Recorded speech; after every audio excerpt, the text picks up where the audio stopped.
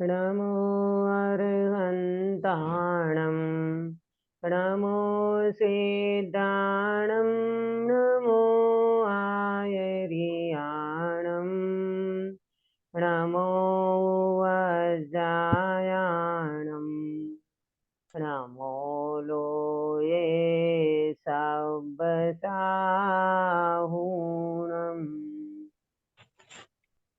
Kashmira Ben मंगलाचरण करोगे? हाँ दीदी। मंगलमय मंगलकर वीतराग विघ्न नमो ताई जाते भय अरहंतादि महान करि मंगल करि हो महा ग्रंथ करण को काज जाते मिले समाज सब पावे निज पद राज पावे निज पद राज। बहुत सुंदर मंगलाचरण आपने किया। शुभ मंगल प्रभात की मंगल बेला है। थोड़ा बीच में गैप होने के बाद कुछ चैतन्य ध्यान की शिविर और उसके बाद बॉम्बे का प्रवास और उसके बाद आज अपन फिर से मोक्ष मार्ग प्रकाशक जी टोडरमल जी साहिब की जो रचना है, वास्तव में देखा जाए तो ये मोक्ष मार्ग प्रकाशक जी ग्रंथ जब गुरुदेव श्री के हाथ में आया तो सबसे पहले उन्होंने 7वें अधिकार को पेंसिल से, उस जमाने में गुरुदेव पेन का उपयोग नहीं करते थे, पेंसिल से पूरा ग्रंथ उन्होंने अपनी कॉपी में उतार लिया। इतना ग्रंथ उनको भाया, आद्योपांत स्वाध्याय किया और उसमें 7वें अधिकार अपन जब पढ़ेंगे तब अपने को ख्याल में आएगा कि कहीं पर भी जीव की भूल न रह जाए, इतना सुंदर वर्णन इन्होंने किया है। ऐसा ये मोक्ष मार्ग प्रकाशक जी ग्रंथ है। इसकी चर्चा हम करते हुए वक्ता के स्वरूप को पिछले सेक्शन में हमारा ये पूर्ण हुआ था। वक्ता का स्वरूप, वक्ता की क्वालिटी कैसी होती है, वक्ता का स्वरूप कैसा होता है, वक्ता किसको कहना चाहिए। मात्र वक्ता हो वो वक्ता नहीं है, कुछ भी बोल देता हो वो वक्ता नहीं है। वक्ता की गंभीरता, वक्ता की गहनता, वक्ता की योग्यता, उसकी पात्रता, जो हमने वर्णन मतलब पंडित साहब ने बताया था, जिसके ऊपर हमने चर्चा की है कि कैसे होने चाहिए वो वक्त, जैन धर्म का कैसा श्रद्धानी होता है, कैसी दृढ़ श्रद्धा उनके अंदर में होता है, न्याय व्याकरण का ज्ञान। और बाद में बताया कि विशेष प्रकार की वक्ता की क्वालिटी वो अध्यात्म रस के रसिया होना चाहिए। एक तो आत्मा अनुभवी होना चाहिए, ये बात कही। कोई कहे निकृष्ट पंचम काल में आत्मा अनुभवी तो दिखते नहीं है, तो बोले अध्यात्म रस के रसिया होना चाहिए। उसको बार बार मुझे आत्मा कैसे मिले, आत्मा ही हाईलाइट करता हो बार बार, इस प्रकार के श्रोता अरे वक्ता का स्वरूप पंडित साहब ने बताया। किसी भी प्रकार से कषायवान न हो, लोक में उनकी बहुत प्रशंसा हो, दुनिया उनको मान सम्मान दे, इस प्रकार की भावना वाला वक्ता नहीं होता है। इस तरह की बातें मतलब एक कहना चाहिए कि मात्र आत्मार्थी जीव जो हो वो वास्तव में वक्ता कह सकते हैं। बराबर, ये सारी चर्चा हमारी हो चुकी। आज हम नया चैप्टर शुरू करते हैं, श्रोता का स्वरूप, पेज नंबर 17।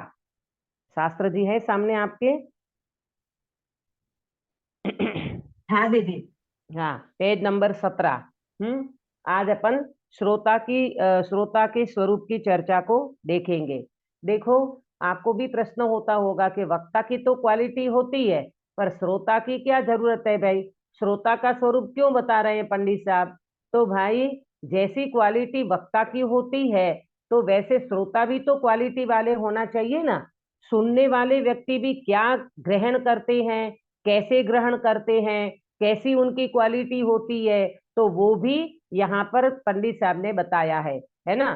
श्रोता भी प्रॉपर होना चाहिए, अकेले सुनने के लिए बैठते हो, टाइम पास के लिए बैठते हो, इसमें आएगी सारी चर्चा अपन करेंगे। ठीक है, पेज नंबर 17 निकालिए, श्रोता का स्वरूप। अब श्रोता का स्वरूप कहते हैं, भली होनहार है, इसलिए जिस जीव को ऐसा विचार आता है, समझना, भली होनहार, होनहार दो प्रकार की होती है, एक बैड होनहार और एक अच्छी होनहार, है ना।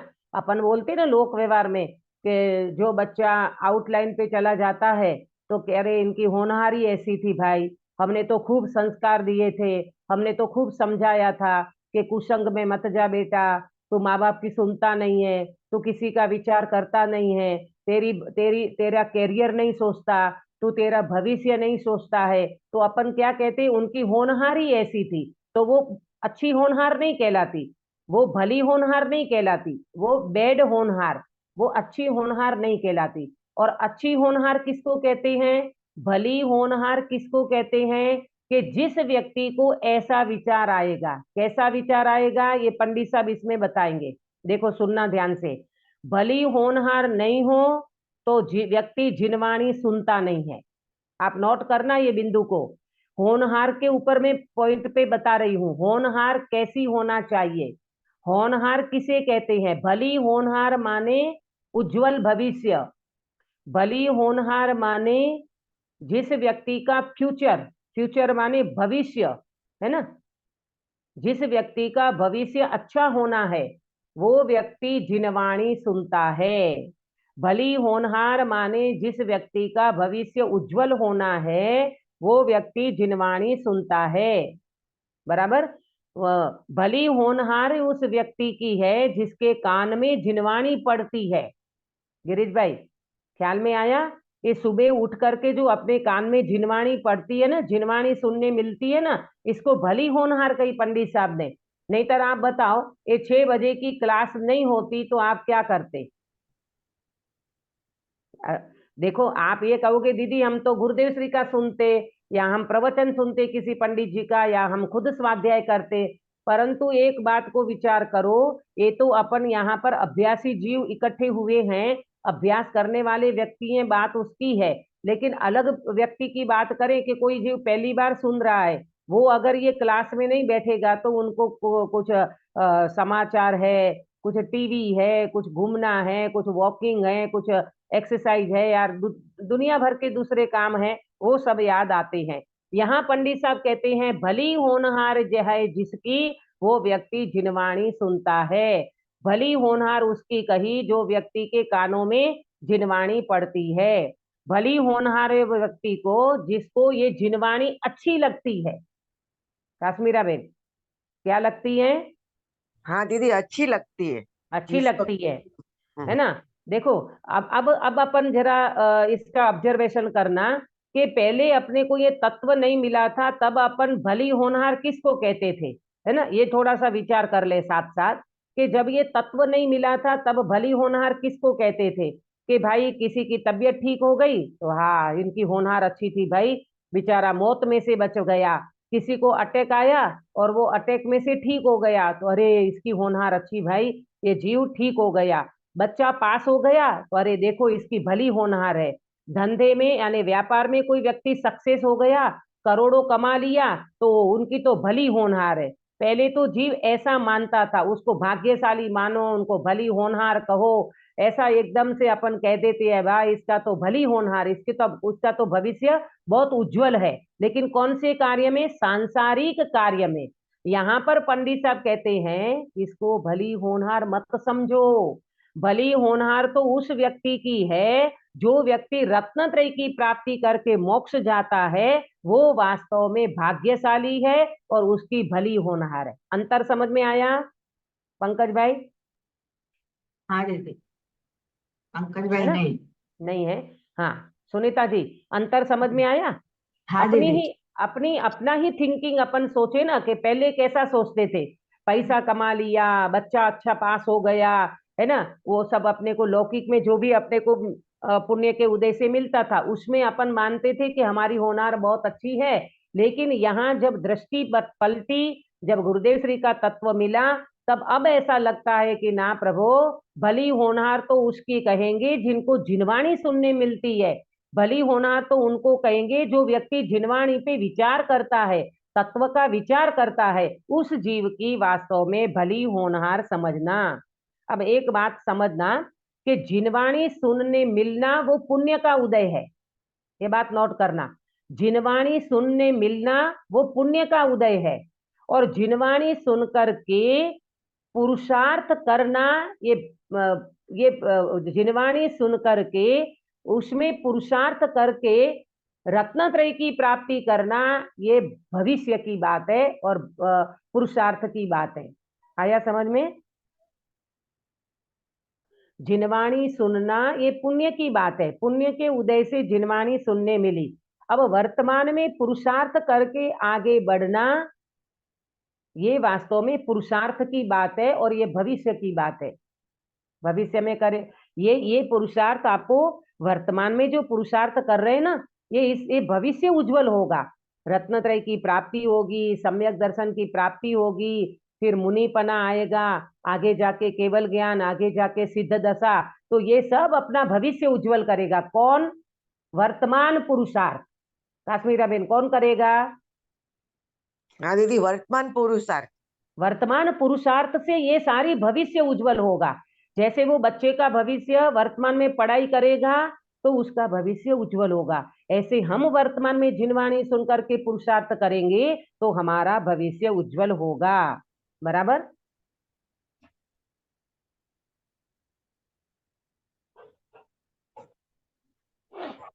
देखो, और जिस व्यक्ति की होनहार अच्छी नहीं हो ना, तो वो जिनवाणी सुनने नहीं आता। जिस व्यक्ति की होनहार अच्छी नहीं होगी वो विचार ही नहीं करेगा। जो विचार करता है उसकी होनहार भली है, लेकिन एक बात और सुन लेना, जो मात्र व्रत तप आदि करके खुश रहता है उसकी भली होनहार नहीं है। सुधाबेन, है सुधाबेन? हाँ है ना? समझ में आया? जो मात्र व्रत नियम जप तप करके खुश होती है उसकी भली होनहार नहीं है। आया समझ में प्रेमलता जी? जो व्यक्ति मात्र व्रत नियम तप जप करके वो व्यक्ति खुश मानता है, अपने को संतुष्ट मानता है, वो व्यक्ति की भली होनहार नहीं है। पंडित साहब कहते हैं कि जो व्यक्ति की भली होनहार हम उसकी कहेंगे जिसको तत्व का विचार आता है। अब आप नोट करना कि ये तत्व का विचार जो आता है वो व्यक्ति तत्व के विचार में कैसा विचार करता है। तो आज श्रोता का पहला लक्षण, अभी तक मैंने होनहार की सारी चर्चा की, उसकी भूमिका बनाई। नंबर 1, मैं कौन हूं, श्रोता का पहला लक्षण, मैं कौन हूं। नंबर 2, मेरा क्या स्वरूप है।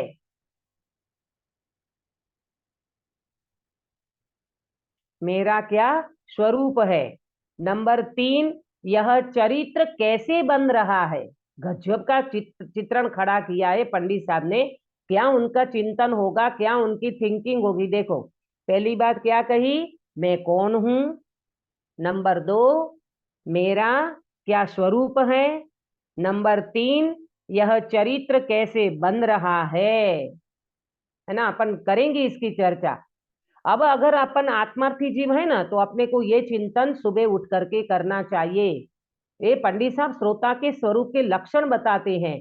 पहला बताया मैं कौन हूं, दूसरा मेरा क्या स्वरूप है, तीसरा बताया ये चरित्र कैसे बन रहा है, चौथा बताया ये जो भाव होते हैं उनका फल क्या लगेगा। ये परिणाम होते हैं ना अपने को निरंतर, उसका फल क्या लगेगा। ये परिणाम होते हैं, ये भाव होते हैं, उसका फल क्या लगेगा। 4 हुआ। और नंबर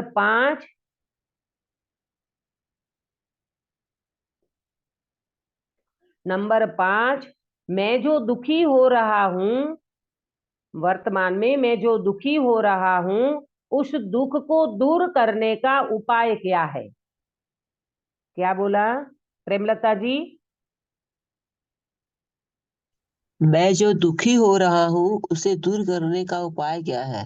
हाँ, है ना? तो ये सारी चीजों का विचार करे, उसको श्रोता का लक्षण बताया। वो वास्तव में अच्छे श्रोता हैं। बराबर? मैं जो दुखी हो रहा हूं तो दुख दूर करने का उपाय क्या है, ये बातों का निर्णय उनको करना चाहिए। इन सारी बातों के लिए जो व्यक्ति उद्यमवंत हुआ है ना, इसका निर्णय करने के लिए जो उद्यमवंत हुआ है,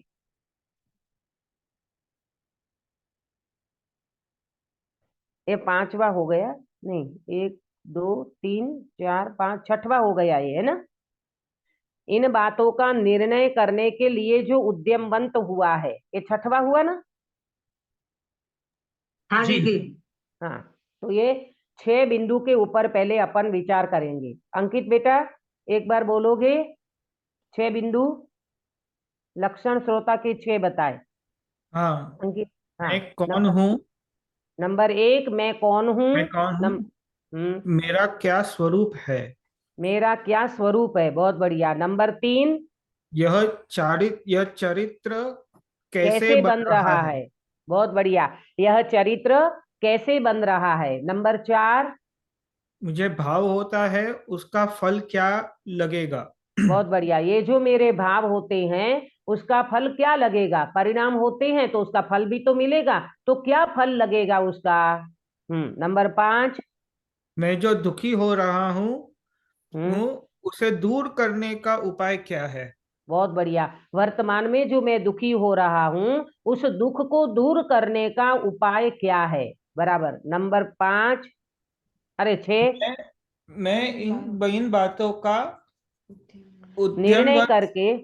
हाँ, मैं इन मैं बातों इन का निर्णय निर्णय करके करने के लिए उद्यमवंत हुआ है, बराबर। निर्णय करने इन के लिए उद्यम। हाँ, इन बातों का निर्णय करके ना, निर्णय करने के लिए जो उद्यमवंत हुआ है उसको यहाँ श्रोता का लक्षण कहा। आया ना। इन बातों का निर्णय करके करके कुछ मेरा हित हो सो करना, ऐसे विचार से उद्यमवंत हुआ है। शॉर्ट में ये है कि इन बातों का विचार करके, निर्णय करके जो व्यक्ति उद्यमवंत हुआ है उसको कहते हैं श्रोता का लक्षण। तो ये 6 बिंदु के ऊपर पहले अपन चर्चा करते हैं, बराबर। ये 6 बिंदु आज चलेंगे। देखो, पहली बात तो ये समझना कि मैं कौन हूं। ये कहाँ आपको ख्याल में आता है, अक्षा बेटा। ये इसके ऊपर किसी व्यक्ति ने, ज्ञानी पुरुष ने इसके ऊपर कोई पंक्ति लिखी है क्या, किसको ख्याल आ रहा है। हाँ दीदी, राजचंद्र जी। हाँ, श्रीमद राजचंद्र जी। तब बोल सकते हो एक साथ, मैं कौन हूँ, कौन छूं, क्या थी थयो सूं, स्वरूप छे मारू खरूं, कोनात बंदे वड़े गणा छे, राखूं के ये परिहरूं, है ना। ये हाँ अपने श्रीमद राजचंद्र जी, अपने कृपाणु देव, अमूल्य इसके तत्व ऊपर, विचार। हाँ, अमूल्य तत्व विचार में ये बात लिखी है कि मैं कौन हूं, है ना। अपने को यहाँ से विचार करना चाहिए। बोलो, जब तक अपने को गुरुदेव का तत्व नहीं मिला था तब तक अपने को मैं पने की क्या फीलिंग थी। सुनीता जी, किसमें मैं पना मानते थे। ये करो अपने, हाँ मतलब मैं जो कार्य करता हूँ उसमें। है ना, कि वर्तमान में मैं सुनीता हूं। पहले तो ये गलती कि मैं सुनीता हूं, मैं इस लेडीज हूं, मैं किसकी माँ हूं, मैं किसकी पत्नी हूं, है ना। ये मेरे बच्चे हैं, ये मेरा घर है, ये मेरा वर है, ये मेरा प्रॉपर्टी है, ये और ये मेरा जो भी आपकी एक्टिविटी है वो सब, उसको हमने मैं पना माना था, उसमें हमारा मैं पना था। लेकिन यहाँ पंडित साहब कहते हैं श्रोता का प्रथम लक्षण है कि जिसकी भली होनहार होती है, जो व्यक्ति वास्तव में भली होनहार होती है, वो व्यक्ति ऐसा विचार करता है। कैसा विचार, तो कि पहले नंबर में मैं कौन हूं। ये जीव ने कभी भी मैं पने का विचार ही नहीं किया, और जो हमने अभी तक विचार किया वो वास्तव में प्रॉपर विचार नहीं है, वो मैं पने का विचार नहीं है, वो तो वास्तव में असमान जाति पर्याय का विचार है। वो तो एक कर्म से मिली हुई, कर्म से मिली जुली पर्याय का विचार किया, परंतु आत्मा का विचार नहीं है। काश्मीरा बेन, समझ में आया। हाँ दीदी, हाँ। है ना। तो अब देखो कि मैं कौन हूं, तो यहां पर आंसर आएगा मैं जीव तत्व हूं। मैं कौन हूं। मैं जीव तत्व हूँ। हाँ, यहां से शुरू करना, मैं जीव तत्व हूं। मैं हमेशा ये बात कहा करती हूं कि कभी भी अपन सुनने बैठो और सुनाने बैठो, वक्ता और श्रोता दोनों का एक कर्तव्य है, वो ज्ञाता बन करके बैठे, वो आत्मा बन करके बैठे, तो कभी भी आपको ये नहीं लगेगा कि आज मुझे अच्छा नहीं लगा, अथवा मैंने बहुत अच्छा सुना दिया, मैंने अच्छी क्लास ली, मेरा आज की क्लास बहुत अच्छी रही, मैं बहुत अच्छा बोलती हूँ, बहुत अच्छा समझाती हूँ, ऐसा कर्तव्य कहीं पर भी नहीं आएगा। और सुनने वाले श्रोता भी ज्ञाता बन करके बैठे, आत्मा बन करके बैठे, तो मैं सुनने वाला हूँ, मैं अच्छे से सुन रहा हूँ, मैं एकाग्रता से सुन रहा हूँ, मैं वर्षों से सुन रहा हूँ, ये बात का भी कर्तव्य नहीं आएगा। ख्याल में आ रहा है आपको अपनी गलती कहाँ होती है? हम्म मैं कौन हूं, ये पहला विचार करना। तो मैं जीव तत्व हूं। बोलो काश्मीरा बेन, जीव तत्व किसे कहते हैं? जो जिसमें मतलब मैं मतलब जीव तो जानने देखने वाला तो जीव, हाँ, मतलब मैं मैं खुद स्वयं। मैं खुद माने में कैसा, मैं खुद माने में कैसा, मैं कौन हूं? तो बोले मैं जीव तत्व हूं। आया समझ में? तो ये जीव तत्व हूं, इसका मतलब मैं शरीर से भिन्न हूं, कर्म से भिन्न हूं, कसाई से भिन्न हूं, रागादि भावों से भिन्न हूं, ऐसा मैं जीव तत्व हूं। तो अपने जीव तत्व की अपनी प्रॉपर्टी, अपना अंदर का माल, अपना अंदर का ऐश्वर्य, वो वास्तव में जीव तत्व में है। ऐसा मैं जीव तत्व हूं। बराबर? तो मैं कौन हूं? तो बोले कि मैं जीव तत्व हूं। ये इसके ऊपर विचार करना कि मैं जीव तत्व हूं, ये अपने को 24 घंटे में कितनी बार अंदर में रहता है, कितनी बार इसके ऊपर आपका फोकस जाता है। 24 घंटे में शरीर वाला, कर्म वाला, कसाई वाला, ये नहीं, मैं जीव तत्व हूं। एक बात को सुनना, हम अपने को शरीर वाला माने, कसाई वाला माने, कर्म वाला माने, रागादि वाला माने, पर भगवान तो अपने को उपयोग वाला मानते हैं। भगवान अपने को उपयोग स्वरूपी देखते हैं। भगवान अपने को जीव तत्व के रूप में देखते हैं। बोलो, तो भगवान सच्चे कि हम सच्चे? अक्षा बेटा, भगवान सच्चे हैं। है ना? भगवान अपने को उपयोग स्वरूप ही मानते हैं भाई। वो कहते हैं तुम ज्ञान दर्शन वाले, तुम जानने देखने वाले जीव तत्व हो। तुम क्या अपने को शरीर वाले, कर्म वाले, कसाई वाले मानते हो, बाल बच्चे वाले, घर वाले, दुकान वाले, मकान वाले मानते हो? ये बात बिल्कुल ठीक नहीं है। आप तो जीव तत्व हो। आप तो वास्तव में ज्ञान दर्शन का पिंड हो। इसका नाम है मैं कौन हूं। अब यहां से विचार धारा अपनी शुरू होना चाहिए। बराबर? फिर दूसरा, मेरा क्या स्वरूप है? मेरा क्या स्वरूप है? बोलो, अपना क्या स्वरूप है? अभी तक अपन अपने को कौन से स्वरूप में मानते थे मालूम? ये जो शरीर का परिणमन है ना, उसको अपना स्वरूप मानते थे। गोरा नहीं, काला नहीं, भगवान आत्मा। दुबला नहीं, मोटा नहीं, भगवान आत्मा। छोटा नहीं, मोटा नहीं, भगवान आत्मा। आत्मा अनादि से ज्ञायक है, बस ज्ञायक है। ये तो अभी समझ में आया। पहले क्या मानते थे? मैं दुबला, मैं पतला, मैं मोटा, मैं छोटा, मैं गोरा, मैं काला, ये अपना स्वरूप मानते थे। बोलो बात सही है कि नहीं? पहले गलती गलती ख्याल में आ रही है? ऐसा मानते थे कि नहीं पहले गिरीश भाई? हाँ दीदी जी। मानते थे ना? देखो, जब तक ये तत्व समझ में नहीं आता, तब तक कहीं ना कहीं जीव का अहमपना रहता है। और ऐसा अगर हमने मान लिया कि मैं गोरा, मैं काला, मैं दुबला, मैं पतला, मैं मोटा, मैं छोटा, ये मेरी हाइट है, मैं वाइट, ये दुनिया भर की जो भी कुछ है वह सारा पुद्गल का परिणमन है। इसमें आत्मा कहीं पर भी नहीं है। बोलो, आया समझ में? तो मेरा स्वरूप क्या है? ज्ञान दर्शन मेरा स्वरूप है। ज्ञान दर्शन में सब आ जाएंगे, है ना? ज्ञान दर्शन तो मुख्य गुण है। ज्ञान दर्शन यानी अनंत गुण धर्म शक्ति, ये मेरा स्वरूप है। क्या नोट करोगे? अनंत गुण धर्म शक्ति मेरा स्वरूप है। ये मेरा स्वरूप है प्रभु। मेरे को काला घोरा, अभी ये लिया था ना वहां पर अपने 31 नंबर की 32-33 गाथा, आप लोगों ने सुनी होगी शायद, मुझे अपेक्षा है कि सुनी होगी आप लोगों ने। तो उसमें आया ना कि भाई ये इंद्रियां तेरा स्वरूप नहीं है, ये शरीर परिणाम को प्राप्त द्रव्य इंद्रिया। मेरा नाक कितना अच्छा है, मेरा कान इतना बढ़िया है, मेरा नाक कितना सुंदर है, और फिर उसकी शक्ति, मैं इतना सुन सकता हूँ। कोई व्यक्ति कितना दूर से बात करे मुझे सुनाई देता है ना? मैं कोई व्यक्ति कितना भी दूर खड़ा हो, मेरी नजर बहुत अच्छी है। ये सब क्या है? ये पुद्गल में अट्रैक्शन है। ये पुद्गल को अपना मानने वाली बात है। आया समझ में? ये सारी चीजें अपने को ख्याल में रखना चाहिए। तो दूसरे नंबर में समझ में आया मेरा क्या स्वरूप है। इसमें क्या समझोगे कि मैं तो ज्ञान दर्शन स्वभावी अनंत गुण धर्म शक्ति का पिंड हूँ। ज्ञान दर्शन ये मेरा स्वरूप है, ये बाहर का कोई भी स्वरूप है वो मेरा नहीं है। मैं गोरा काला दुबला पतला मोटा छोटा मैं नहीं हूँ, ये तो शरीर का परिणमन है, उद्गल का परिणमन है, और मेरा परिणमन तो ज्ञान दर्शन का है। इतना समझ में आया? अब तीसरे नंबर पे जाएंगे, यह चरित्र कैसे बन रहा है।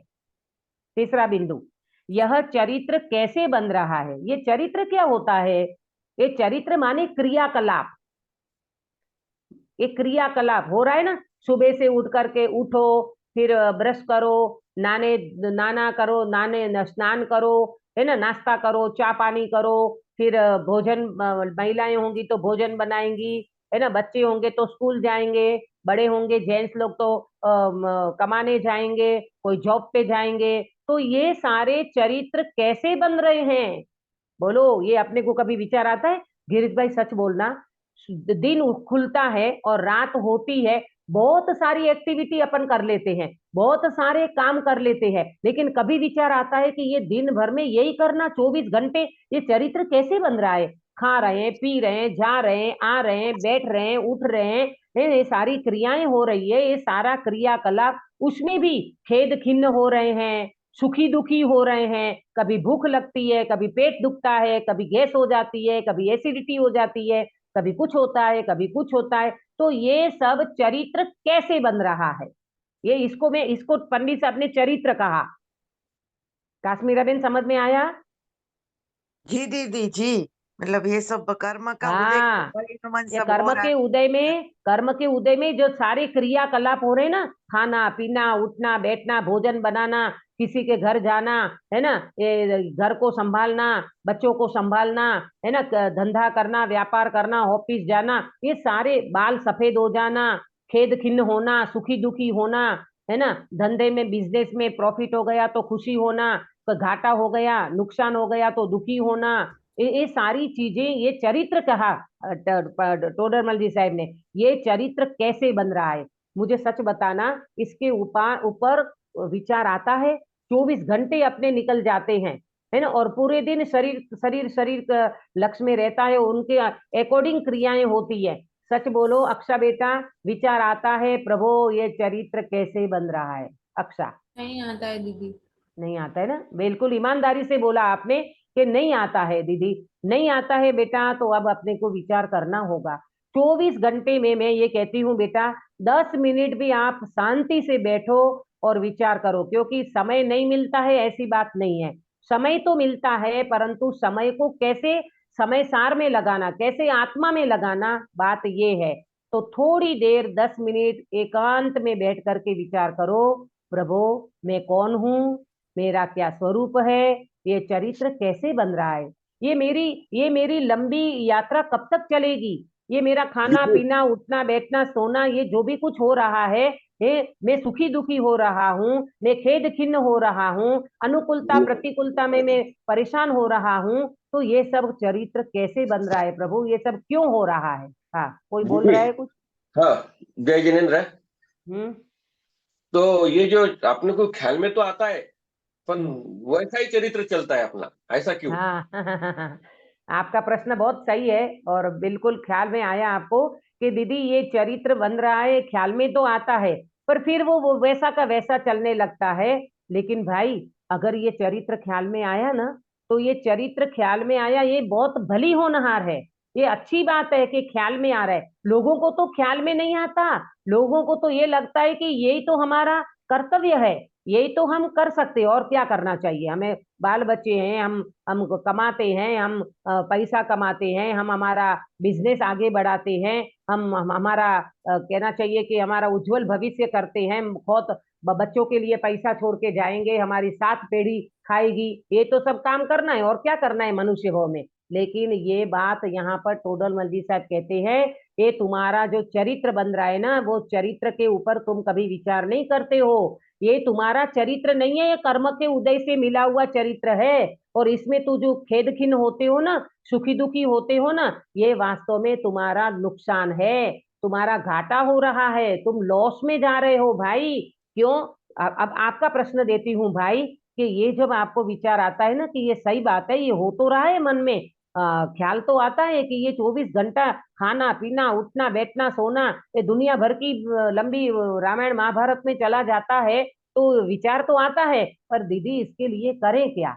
तो टोडरमल जी साहब ने इसका बहुत अच्छा उपाय बताया कि तुम जब शास्त्र स्वाध्याय सुनते हो, शास्त्र स्वाध्याय करते हो, उसी समय इसका विचार करो, और विचार करने के बाद उसका अप्लाई करो।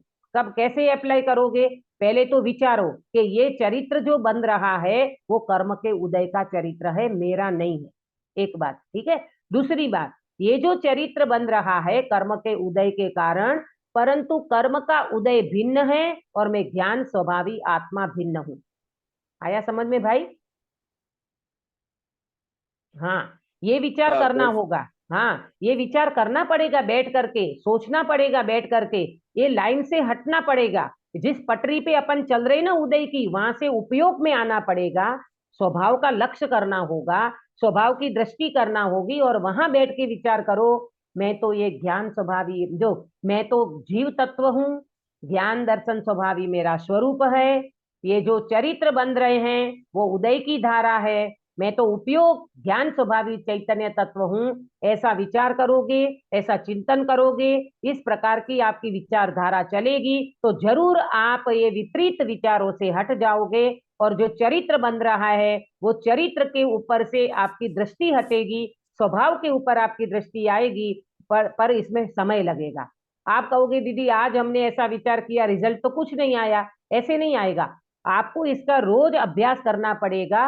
वो अभ्यास करते करते करते करते फिर एक दिन ये चीज अपनी डेवलप हो जाएगी। देखो, कोई व्यक्ति गाड़ी सीखता है तो तुरंत उसको गाड़ी चलाना नहीं आता, वो प्रैक्टिस होती है ना, उसकी प्रैक्टिस होती है ना गाड़ी चलाने की। हाँ, वो जाते हैं मोटर ड्राइविंग स्कूल में, और वहां पर वो बाकायदा ड्राइवर उसको गाड़ी चलाना सिखाता है, बैठ करके ऐसे मोड़ना, ऐसे क्लच दबाना, ऐसे ये करना वो करना, जो भी उसका सिस्टम होता है। इसी तरह ये पंडित टोडरमल जी साहब श्रोता के स्वरूप में आपको अपने को ट्रेनिंग दे रहे हैं कि यहाँ बैठो, पहले आत्मा हूं ऐसा अपनी स्थापना करो, फिर अपना स्वरूप विचारो, फिर ये चरित्र बन रहे हैं इसके ऊपर विचार करो कि क्यों बनते हैं ये चरित्र, इसके ऊपर विचार करो कि तुम तो ज्ञान स्वभावी आत्मा हो, ये सारे शरीर के परिणमन में तुम नाच रहे हो, तुम खेद खिन्न हो रहे हो। देखो, शरीर में पेट में गैस बन गई है, पेट में दर्द हो रहा है, तो बोलो अपन दुखी हो रहे हैं कि नहीं? पेट में दुखता है तो दुखी होते हो कि सुखी? दुखी होते हैं। दुखी होते हैं। तो अब यहाँ भेद विज्ञान ये करना है कि ये जो पेट में दर्द हो रहा है ना, ये जो पीड़ा हो रही है ना, वो पीड़ा वास्तव में दर्द, वास्तव में मोह का दर्द है। ज्ञान में दर्द नहीं होता, ज्ञान में तो पेट दुखता है ऐसा ज्ञान होता है। तो फिर दर्द को कौन वेदता है? दर्द को तो मोह वेदता है। मोह के कारण दर्द होता है, मोह के कारण पीड़ा लगती है। मुझे तो कई बार वो दृष्टांत याद आता है, गच्छू कुमार मुनिराज के ऊपर धकधकते अंगारे, ऐसे ऐसे एकदम गरम गरम अंगारे जब रखे गए होंगे तो उनकी खोपड़ी जली नहीं होगी सुनीता जी? हाँ दीदी, जली तो होगी, लेकिन उन्हें उसका मतलब ज्ञान ही नहीं हुआ, वो तो अपने स्वभाव में ही लीन हो गए।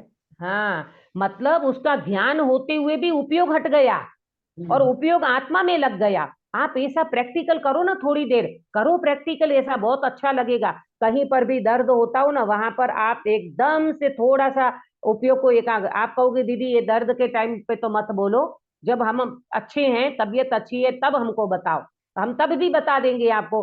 तबीयत अच्छी होगी उसी समय, मैं तो कहती हूँ जब तबीयत अच्छी हो ना, पुण्य का उदय चल रहा है ना, शाता का उदय चल रहा है ना, उसी समय भेद विज्ञान कर लेना चाहिए। तो ये भेद विज्ञान आपको शरीर में तकलीफ होगी तब काम आएगा। आया समझ में काश्मीरा बेन? हाँ दीदी, बराबर है। हाँ हाँ हाँ, जब अपन अपन क्या करते मालूम, अनुकूलता में तो अपन बिल्कुल ऐसे इन्वॉल्व हो जाते हैं उदय में।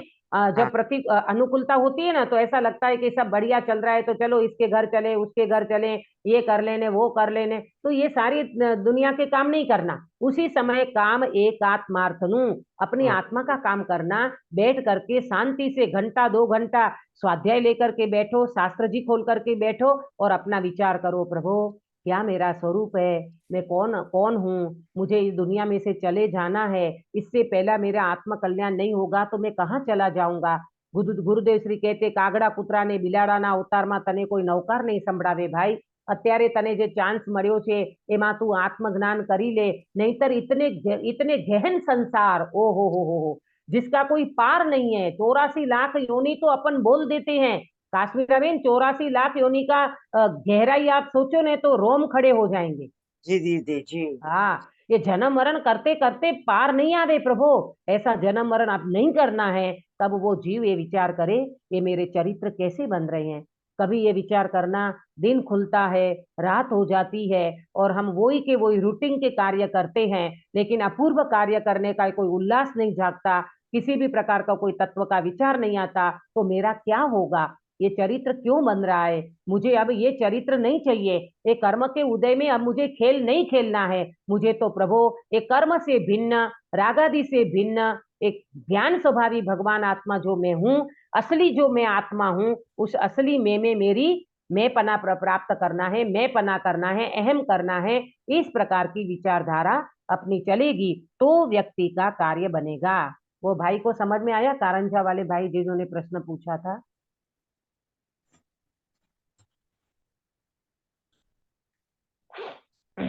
ठीक है. हाँ, तो इस प्रकार से म्यूट है. हाँ, कोई बात नहीं, कोई बात नहीं. तो इस तरह से विचार करना चाहिए. उनका ये प्रश्न था कि दीदी ये सब होता तो है और विचार भी आता है कि ये सब क्यों हो रहा है, लेकिन अपन इसके ऊपर डेप्थ में नहीं जाते, गहराई में नहीं जाते. और भगवान ने जो स्वरूप बताया है अपनी आत्मा का, इसके ऊपर अगर जीव विचार करेगा, चिंतन मनन करेगा, आप एक अलग दुनिया में चले जाओगे. मैं सच कहती हूँ, जब आप चिंतन करोगे, मनन करोगे, विचार करोगे, तब आपको इतना अच्छा लगेगा. अभी ये मानसिक शांति है, अभी आत्मा की शांति नहीं मिली है, तो भी इतना अच्छा लगेगा. तो जब आत्मा का अनुभव होगा, आत्मा का वेदन आएगा, आत्मा का अतीन्द्रिय आनंद आएगा, तब तो आपको लगेगा हा प्रभु, इन बातों की तो मुझे खबर ही नहीं थी. मैं ऐसा अपूर्व चैतन्य तत्व हूँ, वास्तव में ऐसा भगवान आत्मा. प्रभु आपने जो बताया वैसा ही मैं हूँ. ये सारा प्रोसेस होता है, प्रोसीजर है, भेद विज्ञान है. और ये भेद विज्ञान के माध्यम से ये कैसे चरित्र बनते हैं उस बात को भी विचारना चाहिए. बराबर. अब देखो एक बात लेते हैं, यह चरित्र कैसे बन रहा है.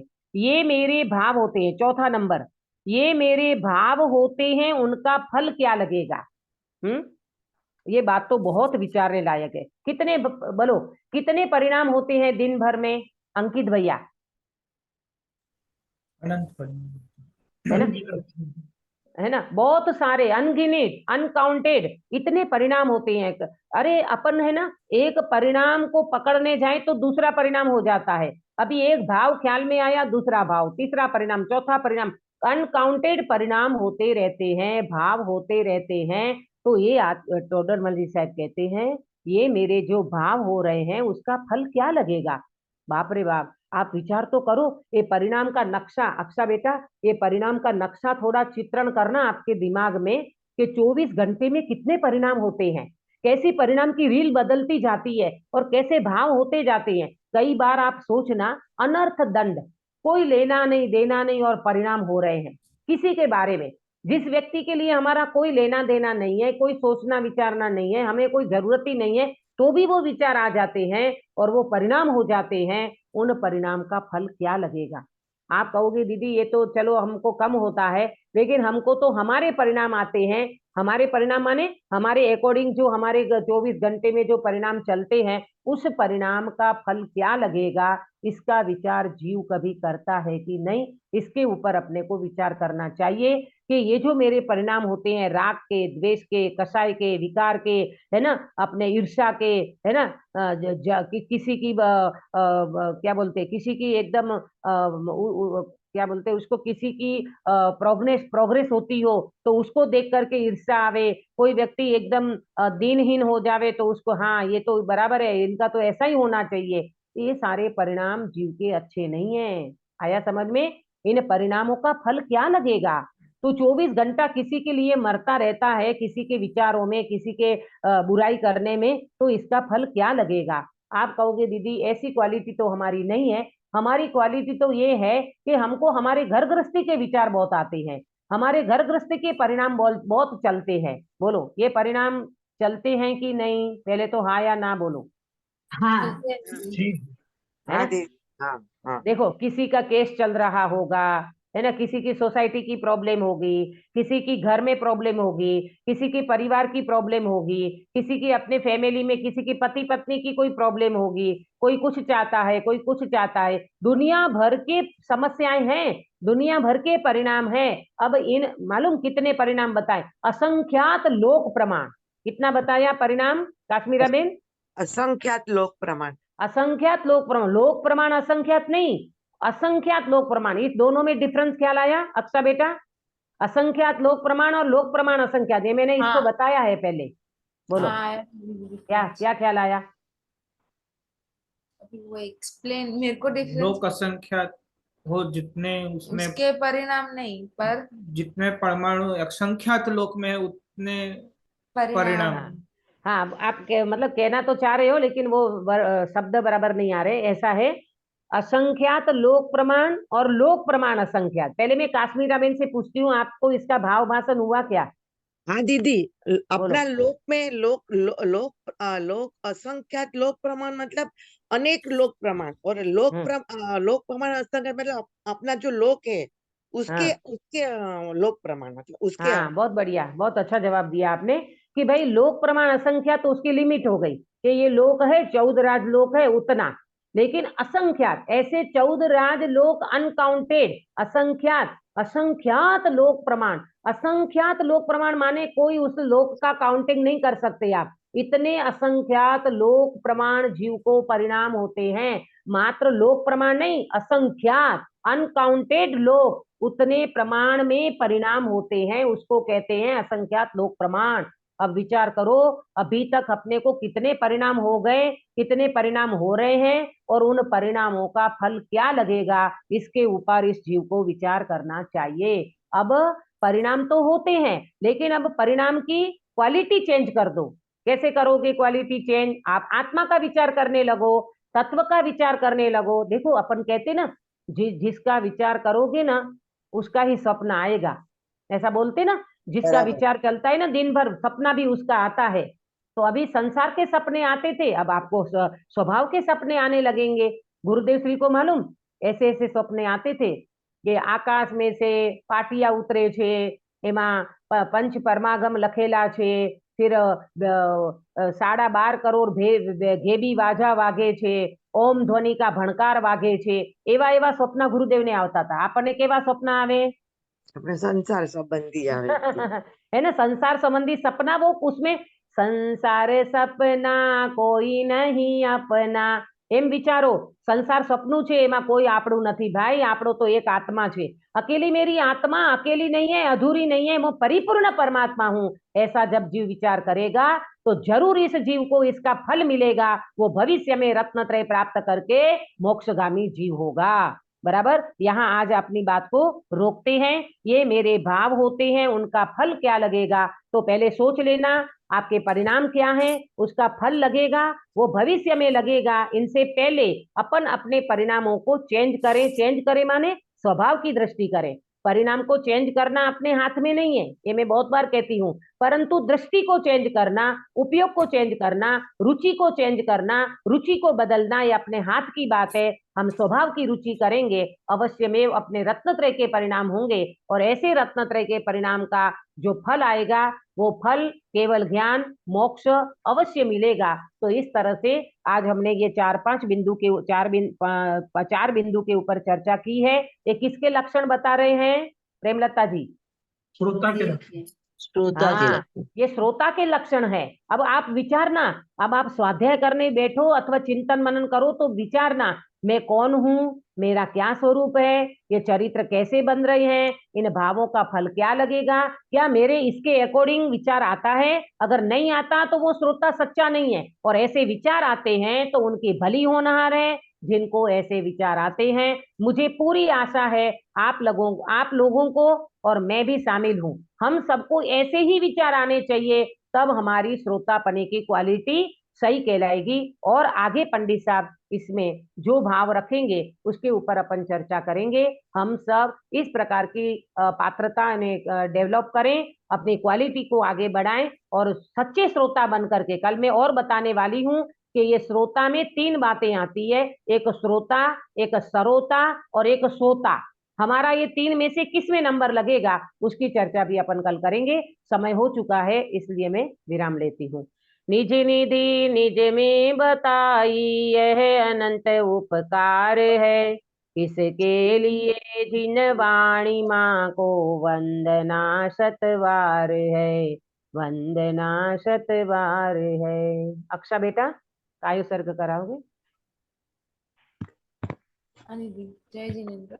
नमो हरिहंताणम नमो सिद्धाणम नमो आयर्याणम नमो वज्जायणम नमो लोय सवसाहनम। नमो हरिहंताणम नमो सिद्धाणम नमो आयर्याणम नमो वज्जायणम नमो लोय सवसाहनम। नमो हरिहंताणम नमो सिद्धाणम नमो आयर्याणम नमो वज्जायणम नमो लोय सवसाहनम। नमो हरिहंताणम नमो सिद्धाणम नमो आयर्याणम नमो वज्जायणम नमो लोय सवसाहनम। नमो हरिहंताणम नमो सिद्धाणम नमो आयर्याणम नमो वज्जायणम नमो लोय सवसाहनम। नमो हरिहंताणम नमो सिद्धाणम नमो आयर्याणम नमो वज्जायणम नमो लोय सवसाहनम। नमो हरिहंताणम नमो सिद्धाणम नमो आयर्याणम नमो वज्जायणम नमो लोय सवसाहनम। नमो हरिहंताणम नमो सिद्धाणम नमो आयर्याणम नमो वज्जायणम नमो लोय सवसाहनम। नमो हरिहंताणम नमो सिद्धाणम नमो आयर्याणम नमो वज्जायणम नमो लोय सवसाहनम। नमो हरिहंताणम। बोलो अंतर्मुख मुद्राधारी सर्व जिनेन्द्र भगवान की जय हो। नित्य बोधिनी द्वादशांगमयी जिनवाणी माता की जय हो। 3 कम 9 करोड़ सर्वे वितरागी महामुनि राजों की जय हो। परम अहिंसामय वितरागी जैन धर्म की जय हो। सभी को जय जिनेन्द्र। जय जय। अभी मैं सूचना है, आज मंडे है ना, आज सोमवार, तो सोमवार से शनिवार तक अपन कंटिन्यूटी कर ले इस क्लास की। सबको